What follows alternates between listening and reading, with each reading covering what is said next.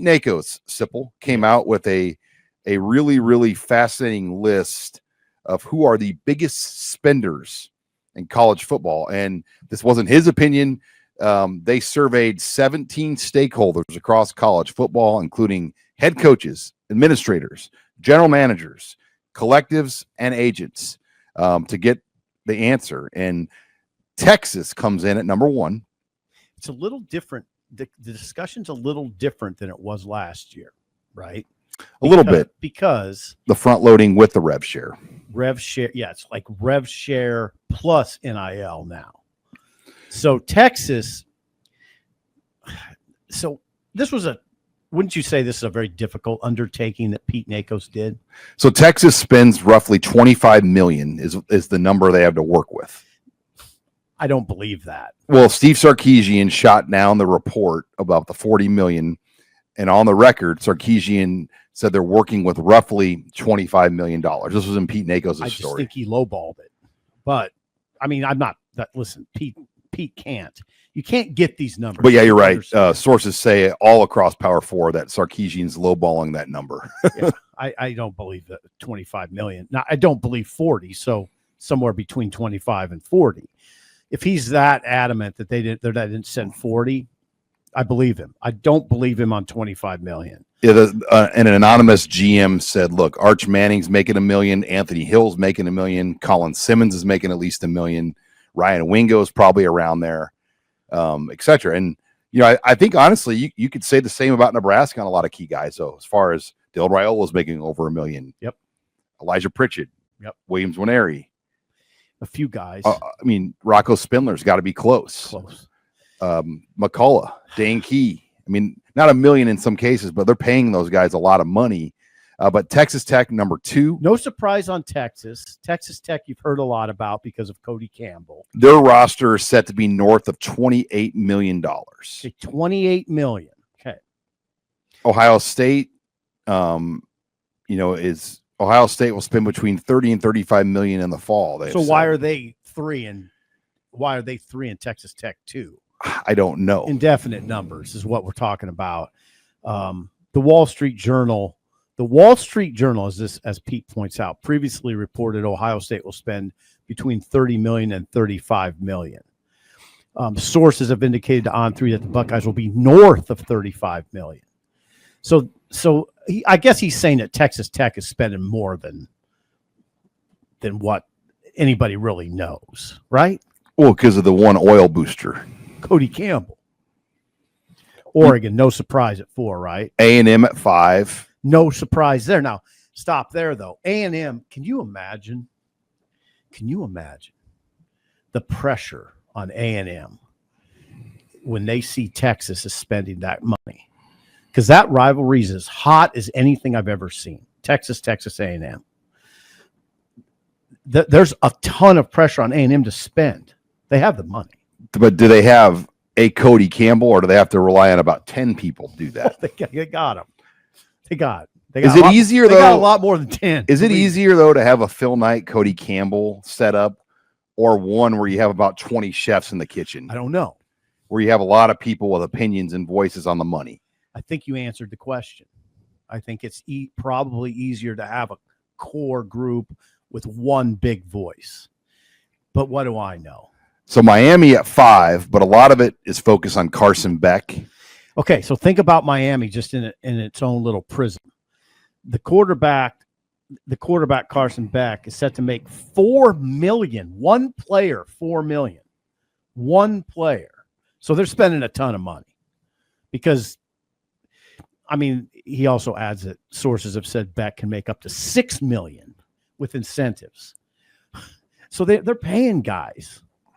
I mean, I don't think you can pay him that much, then have a huge drop-off paying nobody, right? Well, we saw it with Shamar Brown. I mean, Nebraska offered him what appeared to be a fair deal, but Miami just blew it out of the water. And you think that deal is about you did reporting on this. What do you think it was about Miami? What was Miami giving Shamar Brown? Over $500,000. Right. That's for maybe a starter. Not even they'll play 3 backs. Yeah, so maybe a starter. That's what I'm saying. A 3-way backfield. I mean, that's a guy that maybe wouldn't have started at Nebraska. Well, no, he wouldn't have. Emmett Johnson's the starter right now. And so that was the other complicated thing. You can't pay him more than Emmett. The point being, you got to pay him $500,000. He may not even be a starter. Michigan with Bryce Underwood at 7. And I still don't look at them as like, I mean, I think they're a respect. I don't think just the way Michigan operates, they don't strike me as somebody that's going to throw money around like crazy, but they're going to be smart about how they do it. But Pete writes is the Wolverines are another program that is expected to cross the $20 million threshold. This is where I need to ask you. Doesn't Nebraska cross the $20 million threshold? It's got to be close. I mean, if they don't, because look, they've got the 15 million in rev share, and you have to think they do. Right. Then 5 million plus in NIL. And I think there's probably only about 5 people that know that answer. Troy Dannon, Matt Rule. Who else? Pat Stewart. Pat Stewart. The GM. Matt Davison and Joe Seelick and Carson Schott in the Peds. In the Peds. I mean, there's not that many people that probably. I might subtract a couple of those people you named. Because you know how this place is. Yeah. There's a couple of those guys that you named that might not know. But USC, not a surprise at 7. No. Tennessee, Auburn. And the Auburn one is curious to me because, look, Nebraska has beat Auburn head-to-head for guys. That's interesting. And Nebraska did not receive a vote. That's what I was going to ask you about, too. That surprised me, frankly. It did because there's no way Arizona State's spending more than Nebraska. Oklahoma only got 1 vote. But they would, in my opinion, from what I know, they would be a part of this second 10, I think. Nebraska? Yes. I do too. I'd say quickly, like 12, 11, 11 to 15. I mean, people have short memories of, Dylan Raiola is a high dollar guy. They had to pay a lot of money to get Emmett Johnson to stay. They had to pay a lot of money to get Dane Key. They had to pay a lot of money to get Isaiah Hunter. Winery. They beat Pritchett. They beat Missouri head-to-head to keep the receiver, Jeremiah Jones. Cortez Mills, I mentioned on the offensive line, Spindler, Pritchett. Big guys, big dollar additions. Big dollars. That's why 15 million in, well, Carter Nelson's a big dollar addition. Is he? Well, they beat Georgia for him. Babe. Is he? I was not, yes. So, yeah, I think Nebraska would be in your second 10. Well, yeah, Winery, you mentioned, they had to keep Keona Davis. That cost money. They had to keep Vincent Shavers. That cost money. They had to probably keep McGahee. That cost money. They had to keep, you go down the line. Barney? Look, in Marquise Watson-Trent and McCullough were big additions. Did you mention Barney? Yes. Or Ja'Cory Barney, keeping him too. Yeah. So the retention plus the additions plus the guys they already previously invested in, like Raiola, Nebraska's got to be up there. Like, I think so. A lot of it is Nebraska has not been up there as far as the wins with these other teams. So they get left out of these discussions for that reason. Well, and I think also Nebraska is sort of a low-key operation. They're not, they're pretty, I'll lack of a better term, classy. They don't, they're that sort of well-to-do person in your neighborhood that doesn't flash around too much, which is appealing to me. Penn State, not on this list. Nebraska had Isaiah World visit campus. That's money. And he wouldn't have come here just to check it out. Nope.